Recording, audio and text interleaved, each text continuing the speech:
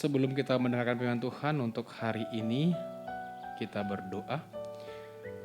Anugerah dan damai sejahtera dari Allah Bapa, itulah kiranya memelihara hati dan pikiranmu dalam Kristus Yesus. Amin. Sabda Tuhan yang ditentukan pada hari ini, Kamis 22 Juli 2021, yaitu dituliskan dari kitab Yesaya 44 ayat 6. Beginilah firman Tuhan, Raja dan Penebus Israel, Tuhan semesta alam. Akulah yang terdahulu dan akulah yang terkemudian. Tidak ada Allah selain daripadaku. Songonon doha tani Jehovah, Raja ni Israel, doa sipalua ibana, Jehovah Zebaot. Ahu do parjolo jala ahu do parpudi, jala dangadong di bata dukon niau. Setelah sekian lama bangsa Israel berada di dalam pembuangan, mereka tidak lagi mengenal siapa Allah. Sebab keturunan Israel yang lahir di pembuangan tidak lagi mengenal dan mengikuti peribadahan sebagaimana yang dilakukan nenek moyang dan leluhur mereka di Yerusalem. Di pembuangan mereka mengalami penderitaan, mengalami siksaan, dan mengalami tekanan, bahkan peribadahan dan juga nubuatan Tuhan tidak begitu diperkenalkan. Tetapi seiring dengan itu Tuhan membangkitkan para nabi untuk menyuarakan berita pertobatan dan juga berita keselamatan kepada bangsa yang tertekan itu. Yesaya memaklumatkan kepada kumpulan bangsa yang di dalam tekanan dan pembuangan, sekalipun mereka berada dalam kondisi yang tidak menyenangkan, tetapi Allah tidak pernah diam. Allah selalu memantau, selalu memperhatikan, selalu peduli terhadap kondisi Israel yang sedang tertindas saat itu. Yesaya mengumandangkan bahwa Tuhan dan Allah Israel, dialah Allah yang menetapkan janji kepada nenek moyang mereka. Allah itu juga yang memberikan perlindungan ketika mereka dikeluarkan dari Mesir menuju tanah Kanaan. Allah itu juga yang membimbing mereka sekalipun mereka berada di dalam pembuangan Babel, tetapi Allah tidak pernah tinggal diam. Bahkan ketika Allah menjanjikan berita kelepasan mereka dari Babel, itu juga bagian daripada rancangan Tuhan, supaya bangsa itu tetap mengingat dan mengenal bahwa Allah yang disembah oleh nenek moyang mereka itu juga yang menjadi Allah mereka saat itu, dan itu juga yang menjadi Allah mereka ketika mereka keluar dari pembuangan.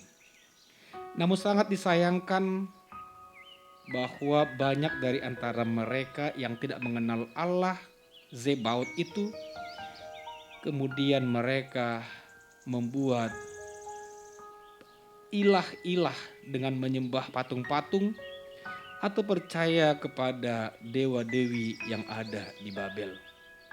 Ketika mereka melihat bangsa-bangsa Babel yang percaya kepada dewa-dewi, yang membuat patung-patung pahatan baik dari emas, tembaga atau perak, maka mereka juga ikut menyembah Tuhan yang demikian.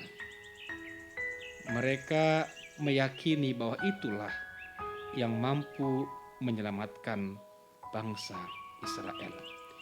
Tetapi Tuhan menegur, Tuhan mengingatkan bahwa Allah Israel bukanlah Allah yang terbuat dari benda, bahwa Allah Israel bukanlah Allah yang berdiam di suatu tempat, bahwa Allah Israel bukanlah Allah yang tidak mendengarkan keluhan, penderitaan, dan siksaan mereka. Sekalipun untuk sementara Allah seakan-akan diam dan tidak menegur mereka, tetapi sebenarnya Allah telah merancangkan rancangan keselamatan kepada bangsa itu. Saudara-saudaraku terkasih dalam nama Tuhan Yesus Kristus, dalam hidup ini kita juga sering acap kali merasa bahwa pertolongan Tuhan tidak ada atau terlambat atau tidak mampu menolong kita ketika kita berada di dalam kesusahan. Kita berpikir bahwa pertolongan Tuhan itu tidak mampu menjawab keluh kesah dan segala penderitaan yang kita alami. Sehingga kita berdalih, saya memerlukan pertolongan lain dari orang pintar, atau dari orang kaya, atau dari pengetahuan dan juga dari hikmat dunia ini, sehingga kita melupakan kuasa Tuhan yang bekerja dari awal sampai akhirnya. Saudara-saudara terkasih, kita diingatkan bahwa pemahaman yang demikian tidaklah tepat. Sebenarnya Allah itu Maha Tahu, Maha Hadir, dan Maha Pengenal. Dia mengetahui segala persoalan Bapak Ibu. Dia mengenal kondisi Bapak Ibu yang terjadi saat ini. Dan Dia mengasihi Bapak Ibu sekalian.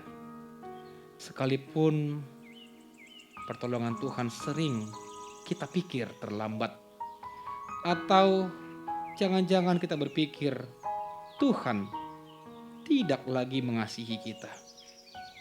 Namun itu adalah sebuah pemikiran yang keliru. Kita harus tahu bahwa Allah itu melihat, menolong, memperhatikan.